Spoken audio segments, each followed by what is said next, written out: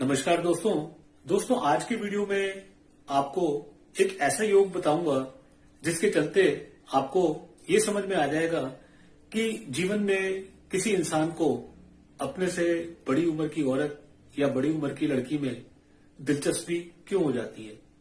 दोस्तों इसके लिए आपने चंद्र कुंडली, लगन कुंडली और शुक्र कुंडली ये देखनी होती है। इवन जो महादशा चल रही है वहां से भी 7th हाउस 7th लॉर्ड पे अपना ध्यान फोकस करना पड़ता है।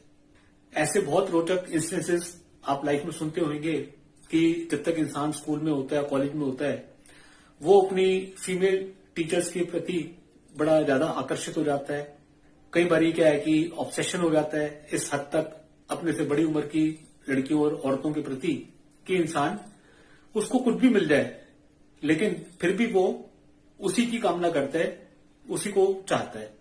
इस इंसान की जन्म कुंडली जो आपके साथ में डिस्कस कर रहा हूं, इनके साथ में भी ऐसी ही घटनाएं इनके जीवन में मजेदार घटी। जब तक ये स्कूल में थे तो इनकी जो सबसे पहली गर्लफ्रेंड थी वो बहुत ही खूबसूरत लड़की थी, लेकिन उसके बावजूद इनको उसकी मां में दिलचस्पी थी। स्कूल में फीमेल टीचर्स के प्रति इनका झुकाव था और ऐसा नहीं था कि इनका झुकाव जो था ये बात उन तक पहुंचा नहीं पाए। ये संदेश साफ साफ तौर पे हर बारी बताते आए कि इनको अपने से बड़ी उम्र की औरतों में ही दिलचस्पी है।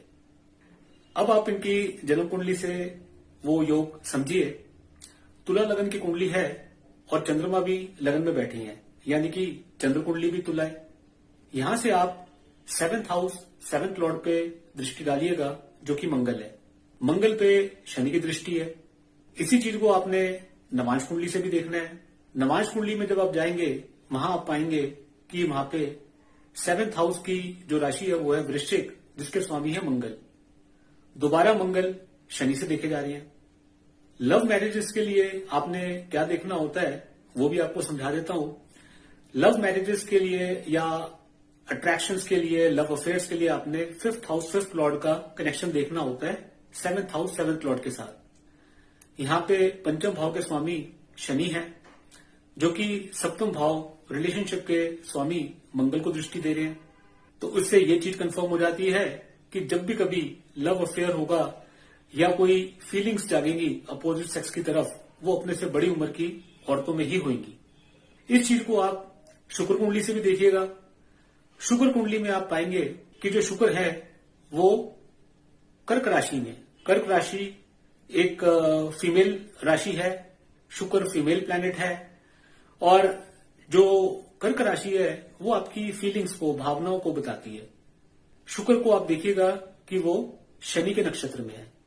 अब टोटैलिटी में देखिएगा चंद्र कुंडली, लगन कुंडली, शुक्र कुंडली और 5th हाउस 7th हाउस के स्वामियों का आपस में कनेक्शन सबके सब शनि से पूरी तरह से इन्फ्लुएंस है। यानी कि ये बात बिल्कुल क्लियर हो गई कि इस इंसान को जीवन में अपने से बड़ी उम्र की औरतों में ही इंटरेस्ट रहेगा और उन्हीं के प्रति ये आकर्षित रहेंगे। इनकी जो फर्स्ट मैरिज हुई वो अपने से 8 साल बड़ी उम्र की औरत के साथ में हुई।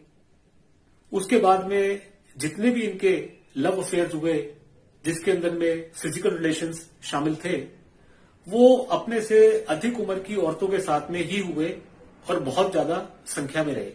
व्याभिचार के योग बनते हैं। नमाज कुंडली में देखिएगा कि जो शुक्र है वो मंगल की राशि में है और मंगल शुक्र की राशि में है और शनि से देखे जा रहे हैं।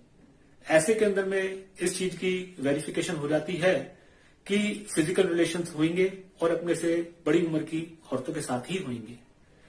दोस्तों जन्म कुंडली के अंदर में ये घटनाएं कब घट रही हैं, इसके लिए आपको महादशा भी देखनी बहुत जरूरी है। महादशा से जब आप देखेंगे तो वहां पे भी आपने 7th house 7th Lord, 5th house 5th Lord के रोल को देखना होता है। बृहस्पति की महादशा में इनकी शादी अपने से बड़ी उम्र की औरत के साथ में हुई।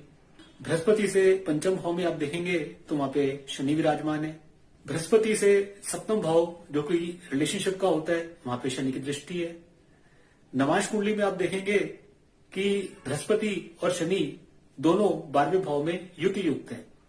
यानी कि 12वां भाव छुप के की गई शादी को इंडिकेट करता है। तो पहली शादी समाज से, परिवार से छुप के की गई, जो कि एक लव मैरिज थी, अपने से 8 साल बड़ी उम्र की औरत के साथ। दोस्तों, मैं अपने हर वीडियो में ज्योतिष के ऐसे गूढ़ रहस्य आपके साथ में डिस्कस करता हूं, जिससे आपको जीवन की कई सारी अनसुलझी चीजें साफ साफ समझ में आने लग जाती हैं।